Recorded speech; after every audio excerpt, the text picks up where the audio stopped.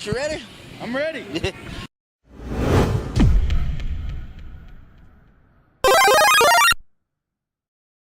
What's up, guys? It's your boy Nitro Hot Fire here at Gump City Con, and I'm here with the legendary Johnny Young Bosch.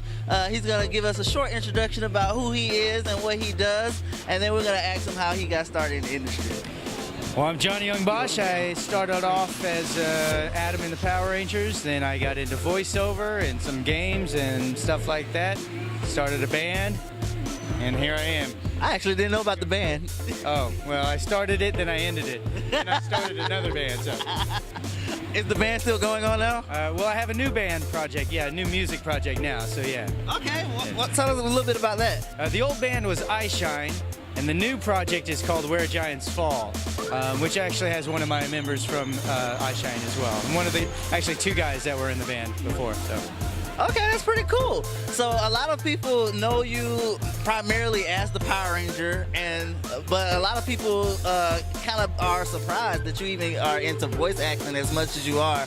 What are some of the most notable roles that you've done? Bleach, Ichigo and Bleach, Lelouch and Code Geass. Let's see, the Persona 4 series, Vash and Trigun, Nero and Devil May Cry series. There's a couple of them. That's a very long list. And I'm assuming the list goes on and on, huh? I've done a few things, yeah. What would you say was your favorite project to work on? Man, I don't know. I get asked that all the time. It's hard to choose one. There's like a lot of them. All of those that I just mentioned are really fun ones for me. They're some of my favorites. Wolf's Rain is another favorite of mine. Akira is another one, or Akira. But yeah, there's so many of them that I really enjoyed.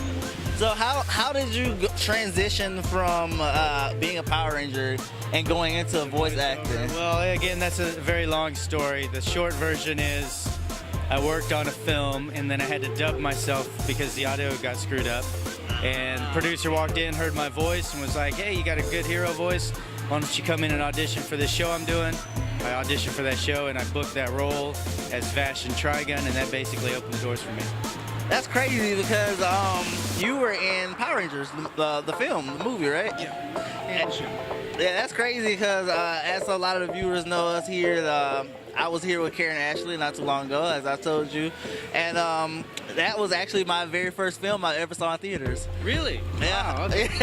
So it's kind of crazy that I get to stand here with you right now. I've had a lot of practice being in front of the camera with a lot of people I've watched on the film. So that's why I'm not, breaking down and crying a little bit. I was expecting that, but all right. So what can you tell some of the artists who are coming up in the industry? What can they do to get themselves started and boost themselves forward? What can they do to get themselves started? Well, I mean, there's a lot of things you can do. First off, if you have any kind of acting experience, that might definitely help. I didn't before I started, but I think that would definitely help for you as far as like doing a good job when you're there. Yeah. But I would pursue an agent, somebody to represent you, because you really need to get auditions. The auditioning is where you really even get a shot at anything. So booking auditions gets you the role, obviously, but you can't really get a lot of auditions unless you have an agent. Right. So I guess so I've heard people talk about getting an agent all the time. Yeah.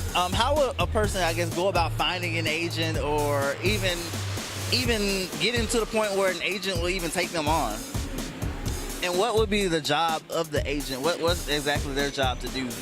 The job of the agent is to get you auditions and to get you paid for the roles, that you get. Okay. And they negotiate the pay and whatnot.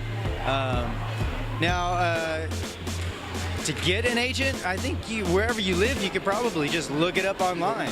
You don't have to pay for an agent. So that's one thing you should know, right? If you walk in and they're like, well, you got to pay this much, then there's something wrong. Okay. You don't have to pay for an agent. You do have to pay for your own headshots and stuff like that, and that could be through your agent or somewhere else. But you have to have headshots, a voiceover reel if you're getting into voiceover, and then a lot of times the agent will make you audition.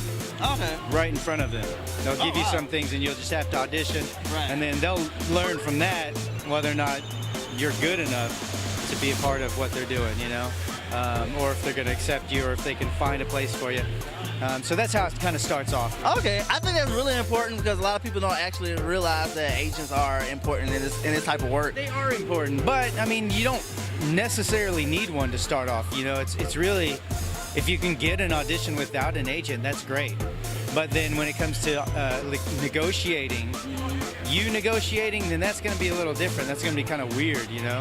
It's going to be harder for you, unless you're that type of person that can do it. But then whoever you're working with is going to look at you as like that person, rather than as an actor. You know what I mean?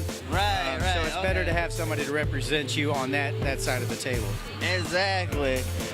Well, that was actually really good. Oh, here we go. That's right.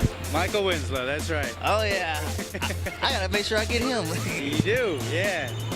He had a great performance. Oh, wait. We are right here. You want to say something? You want to say hi to the camera, man? There we go, say hi. Hi. Well, so like I said before, we have a lot of creative people watching the show. Do you have any final words that you can give them for encouragement or things that they could possibly do to move their career forward? Well, I would say don't give up. You know, there's always, I mean, there's going to be a lot of people that are going to tell you, you know, it's a waste of time. I did. I had a ton of people tell me, stop wasting my time. I should just really just focus on getting a real job or something that's a little more reachable. You know, but and it's true. You should always have like a fallback plan, you know. Mm-hmm. But you know, if you have a dream, you should at least give it a shot. If you want to be an actor, you should go out and give it a shot. Do the best you can to make that happen. And then if you've tried all those things and it doesn't happen, then it doesn't happen, you know.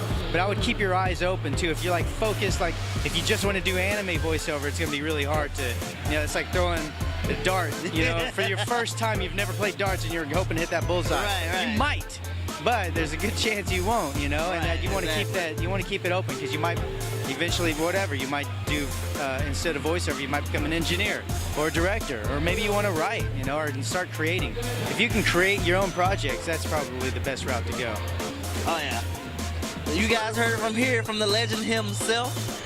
Thanks for watching Nerd Torch TV. Make sure you like, follow, and subscribe. Peace.